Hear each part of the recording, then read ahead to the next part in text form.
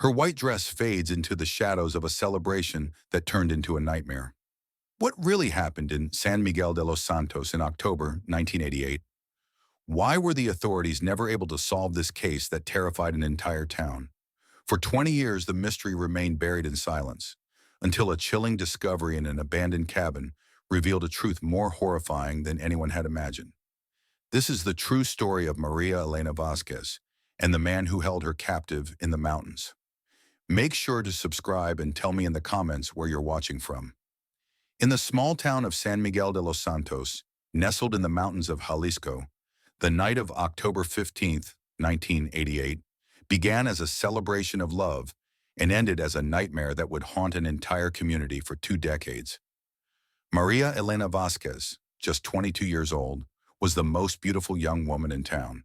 With her honey-colored eyes and hair as black as the night, she had won the heart of Roberto Mendoza, a man 10 years her senior and the owner of the town's only hardware store. Their age difference had sparked whispers among the town's older women, but Maria Elena's father, Don Aurelio, had given the marriage his blessing. The ceremony took place at the Church of San Miguel Arcangel, a colonial building that had withstood the test of time. Maria Elena looked radiant in a white lace dress inherited from her grandmother and a silk veil passed down through 4 generations of women in her family. The veil in particular was a cherished heirloom, delicate, hand-embroidered, and adorned with tiny pearls that sparkled like stars under candlelight. After the religious ceremony, the celebration continued in the backyard of the Vasquez family home. Mariachi music filled the air as guests enjoyed pozole, tamales, and homemade tequila. Maria Elena danced with her new husband, with her father, and with several guests, her face lit up by a genuine happiness that was contagious. But as the night went on, something strange began to unfold. Roberto Mendoza, who had drunk a bit too much, began to show possessive and aggressive behavior. Several guests noticed how he gripped Maria Elena's arm tightly whenever other men came to congratulate her, and how his eyes darkened each time she laughed with someone else. Around 11 p.m., Maria Elena walked to the back of the house, supposedly to freshen up and adjust her dress. Her cousin Carmen saw her walking away, her veil floating gently in the night breeze. She would be the last person to see her alive for the next 20 years. When Roberto noticed his wife's absence, he didn't think much of it at first. He assumed she was in the bathroom or chatting with the women in the family. But when 30 minutes passed without her return, he began searching with growing desperation. Soon, the entire party turned into a frantic search for the missing bride. News of Maria Elena's disappearance spread like wildfire through San Miguel de los Santos. By dawn on October 16th, nearly the entire town had joined the search. Men scoured every corner of the village, checking wells, caves, and mountain trails, while the women comforted the Vasquez family and prepared food for the searchers. Don Aurelio Vasquez, a strong man who had worked the land all his life, was broken. His trembling hands clutched a photo of his daughter taken the day before, showing Maria Elena smiling radiantly in her wedding dress. His wife, Doña Carmen, hadn't stopped crying since the moment they realized she was missing. Roberto Mendoza took an active role in the search, shouting his wife's name until his voice gave out. He seemed like a man desperate to find the woman he loved. However, some neighbors began noticing inconsistencies in his story. First, he claimed to have seen Maria Elena head to the garden. Then he said he had seen her talking with guests near the kitchen. Police Commander Esteban Morales, an experienced officer who had served in Guadalajara before retiring to San Miguel, organized a systematic search despite limited resources. He divided the area into quadrants and began questioning wedding guests to build a timeline of Maria Elena's last known moments. Witness testimonies painted a confusing picture. Some claimed to have seen her dancing late into the night. Others swore she had disappeared much earlier. The mix of alcohol, emotion, and the darkness of night had affected many people's memories, turning each statement into a potentially unreliable piece of the puzzle. In the first 3 days, the search intensified. Volunteers from nearby towns arrived, and even the state police joined in. Tracking dogs followed various trails, but all ended in dead ends. Maria Elena's white wedding dress made her disappearance even more baffling. How could someone so visibly dressed vanish without a trace? On the 5th day, the first real clue emerged. A shepherd boy found one of Maria Elena's white satin shoes near a creek about 2 kilometers from the village. It was muddy but showed no signs of long exposure to the elements. This discovery renewed hope and redirected the search toward that area. Yet after a week of scouring the region around the creek, no further evidence turned up. The state police began considering other possibilities: abduction, voluntary escape, or something worse. As days passed without news, tension in San Miguel de los Santos grew. Rumors spread like a virus, infecting every conversation and dividing the community. Some defended Roberto Mendoza, pointing to his apparent desperation. Others began to recall disturbing details about his behavior during their courtship. Carmen Vasquez, Maria Elena's cousin and one of the last people to see her, finally decided to speak to Commander Morales. She revealed that in the months leading up to the wedding, she had noticed concerning changes in her cousin. Maria Elena had lost weight, seemed constantly nervous, and had mentioned that Roberto became very jealous when other men looked at her. The most disturbing revelation came from Doña Esperanza, the village midwife and a confidant to many young women. 2 weeks before the wedding, Maria Elena had secretly visited her, asking about birth control methods. When Doña Esperanza asked why, Maria Elena broke down crying and confessed that Roberto had physically forced himself on her several times during their engagement. This information drastically shifted the investigation. Commander Morales began to dig deeper into Roberto Mendoza's past. What he found was troubling.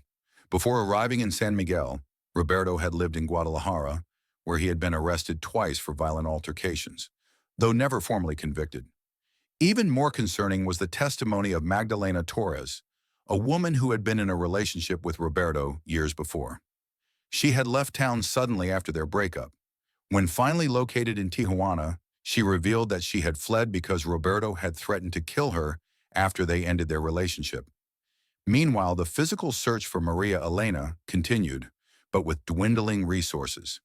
Volunteers from other towns returned home, and the state police significantly reduced their presence. The cruel reality was that, without solid evidence or leads, the case was slowly being shelved. Roberto Mendoza, aware of the growing suspicion, hired a lawyer from Guadalajara and began cooperating less with authorities. He claimed he was being unfairly targeted and that the real criminal might be getting away while they focused on him. His defensive attitude only deepened community suspicion. The breaking point came when Commander Morales tried to search Roberto's property. The lawyer blocked the warrant, citing lack of probable cause. Without physical evidence linking Roberto to Maria Elena's disappearance, the justice system was tied. And in rural Mexico in 1988, particularly in small towns, forensic resources and legal tools were scarce. The months following Maria Elena's disappearance transformed San Miguel de los Santos into a town divided by distrust and fear. Families that once lived in harmony now looked at each other with suspicion, especially when it came to Roberto Mendoza and those who supported him. The Vasquez family became the symbol of the town's grief. Don Aurelio seemed to age 10 years in just a few months. His once jet-black hair turned gray, and the spark that had once lit up his eyes disappeared. Doña Carmen fell into a deep depression, spending entire days locked in her room, whispering her daughter's name. Roberto Mendoza, for his part, tried to maintain a semblance of normality, but his business began to suffer. Many neighbors stopped shopping at his hardware store, preferring to travel to nearby towns to buy tools and materials. Those who still bought from him did so in silence, avoiding small talk and constantly glancing toward the door, as if expecting something terrible to happen at any moment. Father Miguel, the priest of the church where the wedding had taken place, found himself in a particularly difficult position. As the spiritual leader of the community, he tried to promote unity and preach forgiveness, but even he had doubts about Roberto. During Sunday Mass, his sermons about truth and justice seemed directed specifically at the pew where Roberto always sat, alone, at the back of the church. The official investigation had reached a dead end. Commander Morales had exhausted every lead and was under pressure from his superiors to close the case. Without a body, without eyewitnesses to the alleged crime, and without physical evidence, there was no legal basis to arrest Roberto or any other suspect. During this time, alternative theories about Maria Elena's fate began to emerge. Some believed she had run away, unable to endure a marriage to a violent man. This theory gained traction when it was revealed that Maria Elena had withdrawn her savings from the local bank 3 days before the wedding, claiming it was to cover ceremony expenses. Others speculated about the involvement of outsiders. In 1988, drug trafficking was beginning to make its presence known in rural Jalisco, and some believed Maria Elena could have fallen victim to kidnappers operating in the region. Though less personal, this theory was just as terrifying for a community that had lived in relative peace for generations. The most sinister theory, whispered among the town's women, was that Roberto had killed Maria Elena in a jealous rage and hidden her body somewhere in the mountains. This version was based not only on his suspicious behavior, but also on his detailed knowledge of the trails and caves in the region, knowledge gained over years of hunting and exploring. As 1988 came to a close, the case of Maria Elena Vasquez was officially archived as an unresolved disappearance. Roberto Mendoza remained free but lived as a pariah in his own town. By 2008, San Miguel de los Santos had changed significantly. Rural Mexico had experienced major transformations over the 2 decades since Maria Elena's disappearance. The town now had access to the internet, cell phones, and cable TV, connecting its residents to the outside world in ways unimaginable in 1988. Roberto Mendoza, now a 62-year-old man, still lived in the town, though his life had taken a turn toward isolation. His fully gray hair and deeply wrinkled face gave him a somber appearance that even children avoided. His hardware store had closed years earlier, unable to compete with the big box stores that arrived with modernization. Now he survived on a small pension and occasional plumbing and carpentry jobs. Don Aurelio Vasquez had died 5 years earlier, taking to the grave the hope of ever seeing his daughter again. Doña Carmen, now 70, spent her days tending to a small altar dedicated to Maria Elena in her home, where she kept candles burning day and night. Her unwavering faith that her daughter was still alive somewhere had kept her going through 2 decades of uncertainty. Commander Morales had retired and was succeeded by his son, Esteban Morales Jr., a young officer trained in modern criminal investigation techniques. Unlike his father, who had grown up in a time when forensic resources were limited, Esteban had studied criminology in Guadalajara and was familiar with the latest technologies in criminal investigation. Over these 20 years, Maria Elena's case was occasionally mentioned in conversation, but had gradually faded from an open wound to a local legend. Children born after 1988 knew the story as a ghost tale. Adults used to warn them about the dangers of being out late at night. However, some townspeople had never completely forgotten. Carmen Vasquez, Maria Elena's cousin, now worked as a teacher at the local elementary school and kept her cousin's memory alive among the younger generations. Every year on the anniversary of the disappearance, she organized a memorial mass for Maria Elena. Though attendance had dwindled over time, the arrival of new technologies brought with it true crime shows and documentaries about unsolved cases. Some of these programs had briefly mentioned Maria Elena's case, but never generated enough interest to officially reopen the investigation. Roberto Mendoza had tried to rebuild his life several times. He moved briefly to Guadalajara in 1995, but returned to the town 2 years later, apparently unable to adjust to urban life. He had also had a few romantic relationships, but none had lasted, partly due to his reputation and partly due to his increasingly erratic and antisocial behavior. On the morning of October 15, 2008, exactly 20 years after Maria Elena's disappearance, an extraordinary event would shake the foundations of San Miguel de los Santos.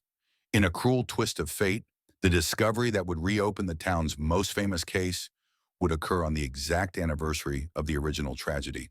Miguel Hernandez, a 35-year-old forestry engineer sent by the state government to assess the impact of deforestation in the region, had arrived in town 3 days earlier. His work required him to explore remote mountain areas, many of which had not been visited by humans in years. Equipped with GPS, a digital camera, and modern camping gear, Miguel represented the perfect contrast between 21st century Mexico and the village that still held on to many traditions of the past. During his exploration of a particularly remote canyon about 8 kilometers north of the town, Miguel discovered a wooden cabin almost completely hidden by vegetation. The structure, clearly built decades ago, had been designed to be invisible from the main trails. It was only visible from the specific angle from which Miguel had descended the ravine. The cabin, about 4 by 6 meters, had been built with local logs and a corrugated metal roof. What caught Miguel's attention the most was that, despite its abandoned appearance, the structure seemed to have been used recently. There were signs of recent campfires, empty food cans, and other indicators of human occupation. Driven by both professional and personal curiosity, Miguel decided to investigate the cabin's interior. The wooden door gave way easily, revealing a space that instantly gave him chills. The walls were covered with magazine cutouts, mostly of young women, some marked or defaced with red ink. In one corner, there was a dirty mattress and rusted chains nailed to the wooden beams. But the discovery that would make history was hidden in a wooden box under the mattress. Inside the box, carefully preserved but yellowed by time, was Maria Elena Vasquez's wedding veil. The delicate lace and tiny pearls were unmistakable to anyone who had known the Vasquez family or had heard detailed descriptions of the wedding dress. Alongside the veil, Miguel found other chilling objects. Locks of black hair tied with ribbons, blurry Polaroid photos that seemed to have been taken inside the same cabin, and a handwritten notebook with dates that, although Miguel was not a native of the town, he had heard the story of Maria Elena during his brief stay. The connection between his discovery and San Miguel's most infamous case was immediate and terrifying. Without touching anything further, he used his digital camera to meticulously document every detail of the cabin before running back to the town to report his findings. The news of Miguel Hernandez's discovery spread through San Miguel de los Santos even faster than the original news of Maria Elena's disappearance 20 years earlier. By 3 p.m. on October 15th, practically the entire town knew the details about the mysterious cabin. Commander Esteban Morales Jr. arrived at the site accompanied by a forensic team from Guadalajara. Unlike the investigation in 1988, this time they had modern technology, DNA analysis tools, digital forensic photography, and specialized crime scene technicians. The difference between the available resources in 1988 and 2008 was monumental. Preliminary analysis of the cabin confirmed the worst fears about Maria Elena's fate. The chains showed traces of human blood, and hair samples found in the box confirmed they belonged to a young woman of Mexican descent. More disturbingly, the Polaroid photos, though blurry and deteriorated, clearly showed a young woman held in captivity. The handwritten notebook became the most revealing piece of evidence. Written in a nervous hand that deteriorated over time, it contained entries describing the violent acts committed against Maria Elena during the months following her abduction. The first entries, dated October and November 1988, described the planning of the kidnapping and the early days of her captivity. Later entries became increasingly erratic and incoherent, suggesting a gradual mental breakdown of the author. A particularly chilling entry dated December 24th, 1988, simply read, "She no longer speaks. She no longer cries.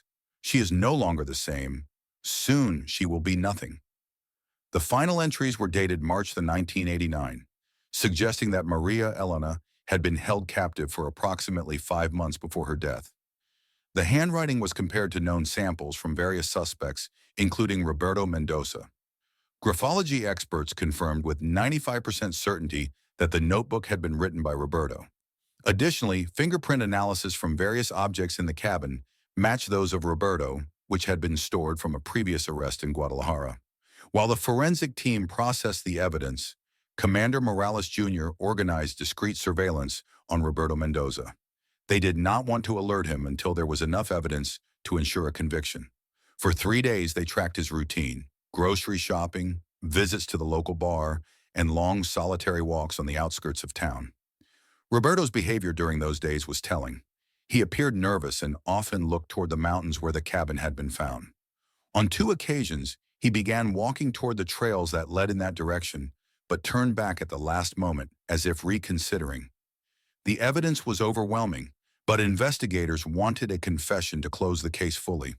The plan was to confront Roberto strategically, using modern psychological interrogation techniques to break through his mental defenses after 20 years of hiding the truth.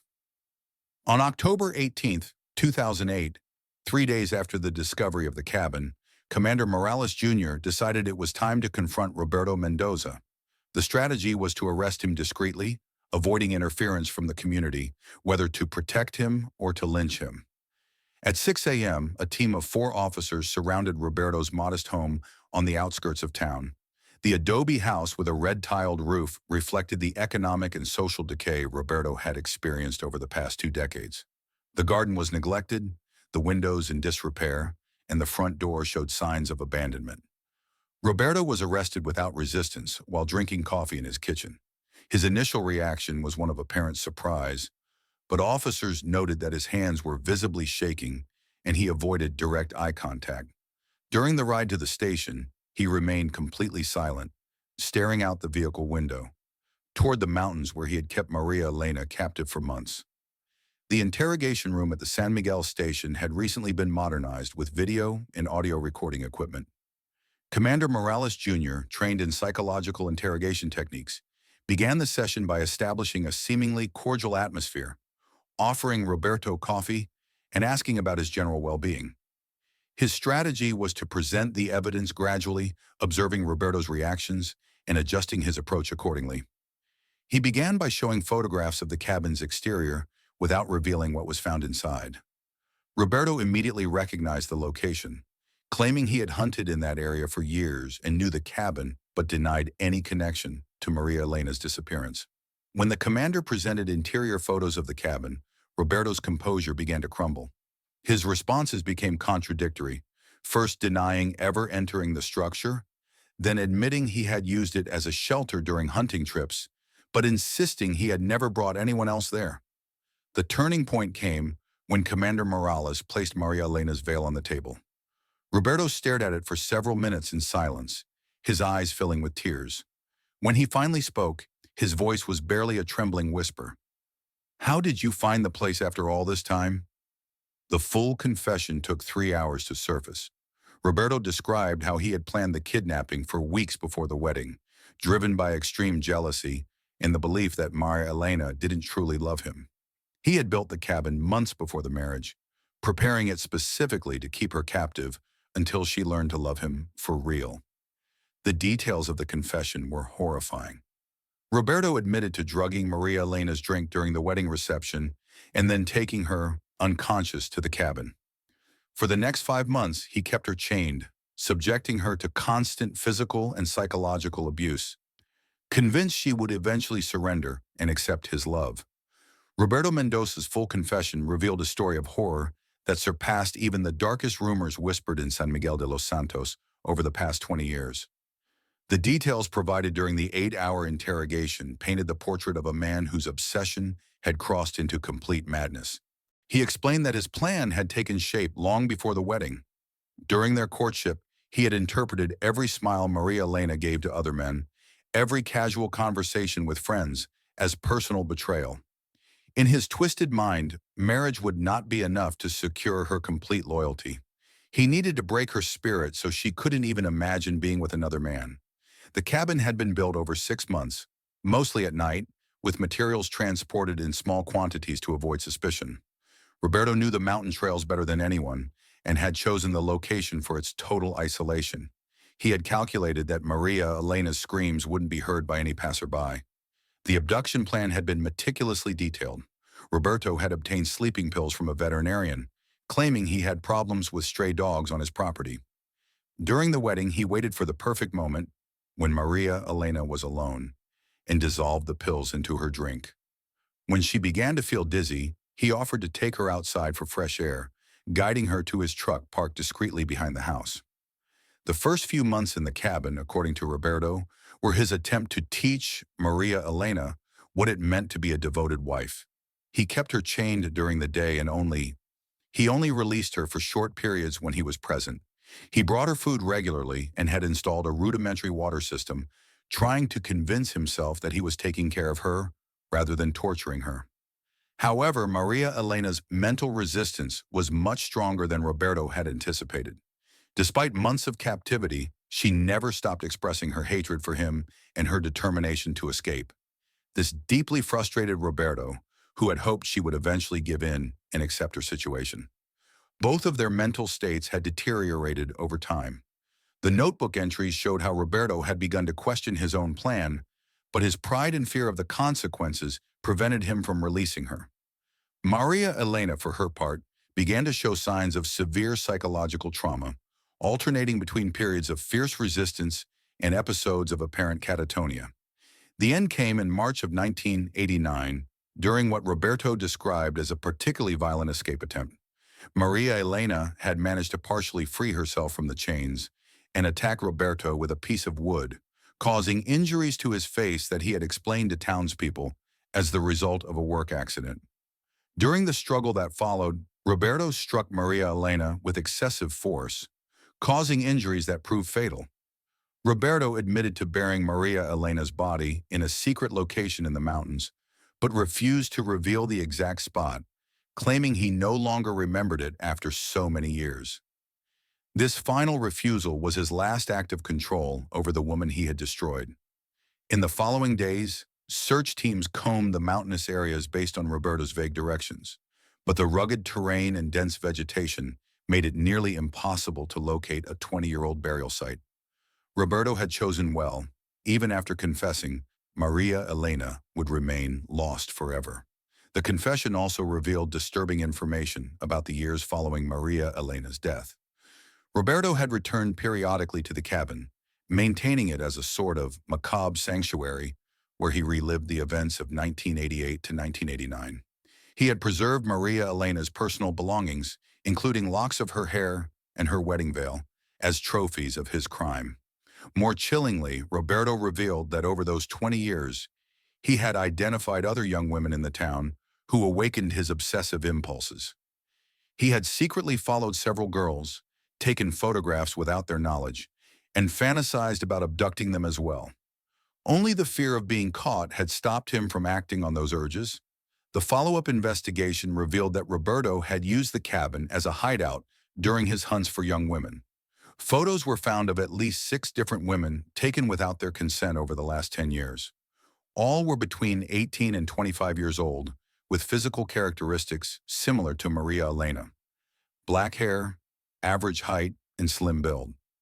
This revelation further terrified the community as they realized they had been living with an active predator for 2 decades. Several families recognized their daughters in the photographs, recalling moments when the girls had mentioned feeling watched or followed, but these were dismissed at the time as youthful paranoia. Commander Morales Jr. expanded the investigation to include other unsolved cases in the region. Over the past 20 years, at least 3 young women from neighboring towns had disappeared under mysterious circumstances. Although Roberto denied involvement in these cases, investigators began to consider the possibility that Maria Elena had been only his first victim. On December 15, 2008, exactly 2 months after the discovery of the cabin, Roberto Mendoza was sentenced to life in prison for the kidnapping, rape, and murder of Maria Elena Vasquez. The trial, held in Guadalajara due to the high profile of the case, attracted national and international media attention, becoming a symbol of domestic violence and the impunity that had long characterized rural Mexico. The sentence brought a mix of relief and pain to San Miguel de los Santos. After 20 years of uncertainty, they finally had answers. But the truth was more horrifying than many had imagined. The community, which had lived with suspicion for 2 decades, now had to face the reality that their instincts had been right and that they had lived side by side with a murderer all this time.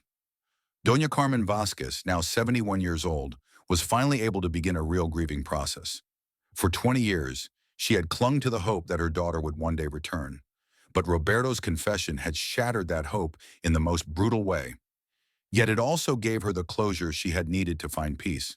She organized a funeral mass for Maria Elena, the first official farewell ceremony the family had ever been able to hold. The case had repercussions far beyond San Miguel de los Santos. It became a case study in police academies across Mexico, illustrating the importance of not discarding unsolved cases and highlighting the evolution of forensic science. It also served as a catalyst for changes in Mexican laws regarding domestic violence and missing persons. The cabin where Maria Elena had been held captive was demolished by court order, but the site became an unofficial place of pilgrimage for families of other domestic violence victims. Several women's rights groups adopted Maria Elena's case as a symbol of their struggle, and her wedding photograph became an icon of the movement against gender-based violence in Mexico. Miguel Hernandez, the forestry engineer whose discovery reopened the case, unintentionally became a public figure. His testimony at the trial and his description of the horror he found in the cabin were crucial to Roberto's conviction. Miguel later established a foundation dedicated to helping search for missing persons using modern technology and forensic techniques in cold cases. Commander Morales Jr. implemented new protocols at the police station for handling disappearance cases, ensuring that no case would ever be shelved prematurely again. He also established a continuous training program for rural officers on modern criminal investigation techniques and forensic evidence handling. For the young women of San Miguel de los Santos, the case of Maria Elena became a terrible but necessary lesson about the dangers of domestic violence and the importance of recognizing red flags in abusive relationships. Several organizations launched educational programs in the town, teaching women about their rights and providing resources for domestic violence victims. The story of Maria Elena Vasquez showed that truth, though it may take time, eventually finds its way to light. Her case became a powerful reminder that no victim should be forgotten, and that justice, even when delayed, is still justice. In a country where thousands of women go missing each year, the resolution of Maria Elena's case offered hope to countless families still searching for answers about their own missing loved ones. Maria Elena's wedding veil, the family heirloom passed down through 4 generations, was returned to Doña Carmen after the trial. She decided to donate it to the local museum, where it is displayed as part of a permanent exhibition about the town's history, including both its celebrations and its darkest tragedies. 20 years after her disappearance, Maria Elena Vasquez finally found peace. Not in a physical grave that was never found, but in the collective memory of a community that had learned that silence in the face of injustice only perpetuates pain.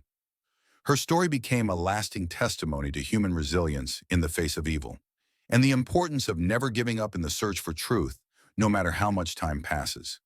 If you've made it this far and would like to hear more stories like this, don't forget to subscribe to the channel and turn on notifications so you never miss a story.